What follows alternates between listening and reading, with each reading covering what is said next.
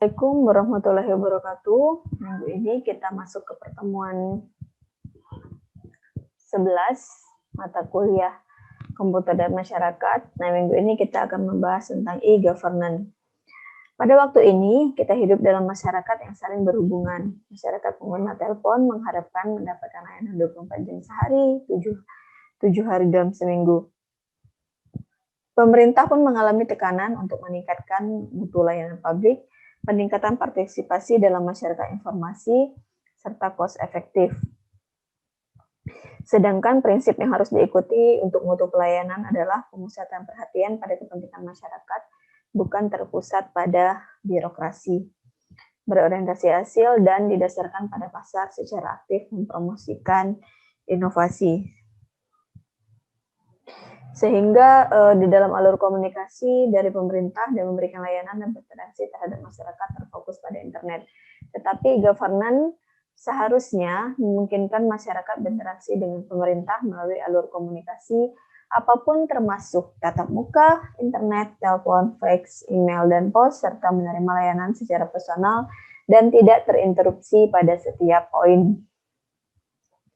Di sini terdapat akses komunikasi.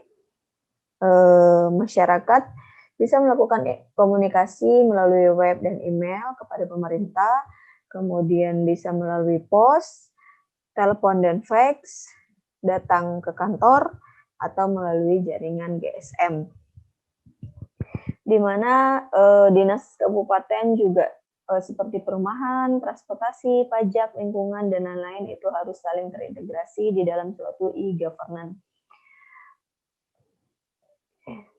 Nah, nilai di dalam e-governance sendiri, yang pertama masyarakat mendapat layanan atau informasi dalam hitungan menit ataupun hitungan jam, sehingga tidak terhalang dalam sisi waktu ya, bisa diakses secara real time. Lalu masyarakat mudah mendapatkan, mudah menggunakan, dan mendapatkan layanan satu pintu. Lalu pelayanan cepat dengan mempersingkat prosedur birokrasi dan akses informasi mengenai teknologi dan inovasi yang diperlukan di dalam e-governance itu sendiri.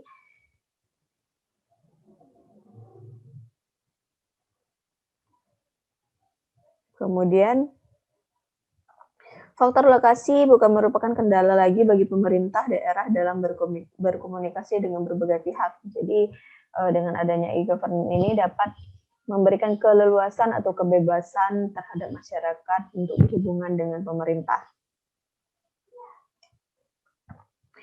Oke, layanan administrasi seharusnya standar, tetapi mengingat adanya otonomi daerah, maka harus ditinjau kondisi lokal dan aturan yang saling bertentangan. Daerah terpencil masih mendapatkan akses informasi melalui kelompok masyarakat, karena mungkin kalau daerah terpencil ini susah ya kalau misalnya mengakses e-governance ini sendiri. Nah, ini ICT condition di Indonesia. Total populasinya bisa kita lihat di tahun 1995 dari 994, di tahun 2000 213.000, kemudian bisa diperlihatkan atau bisa dianalisis ya perbandingannya.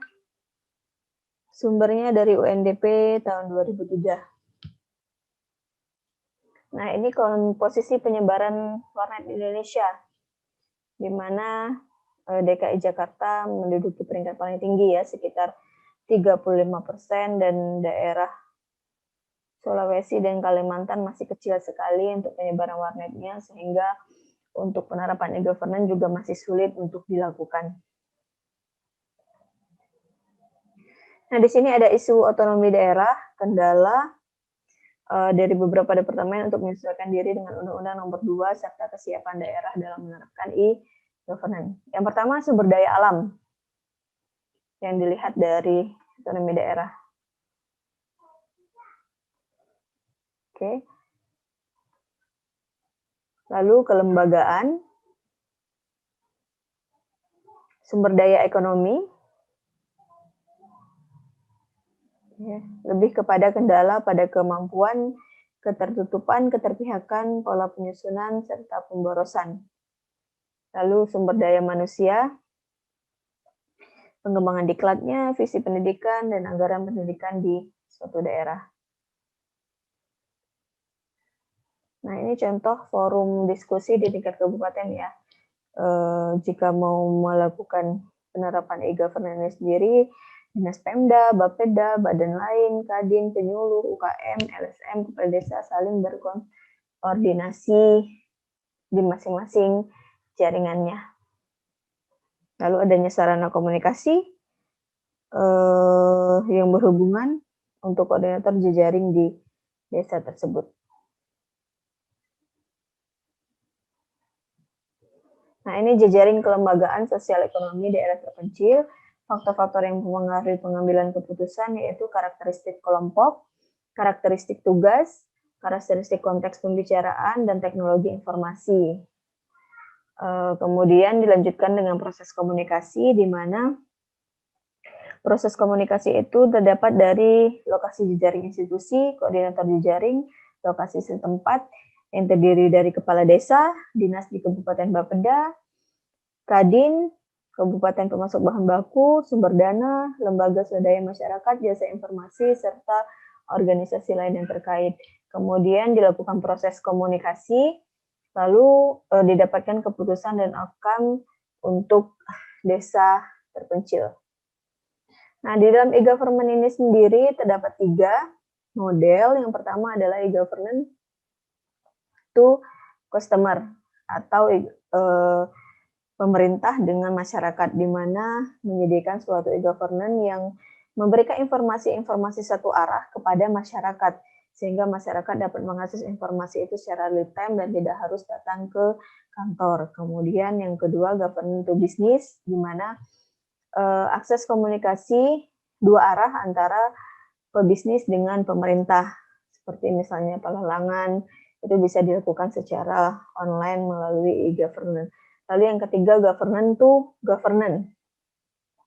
Hubungan antara pemerintah dengan pemerintah dari satu bidang ke bidang lainnya yang harus saling terintegrasi, seperti misalnya Dinas Penanaman Modal dengan Dinas KUMKM itu harus saling terintegrasi guna penyebaran data dan integrasi datanya menjadi lebih kompleks.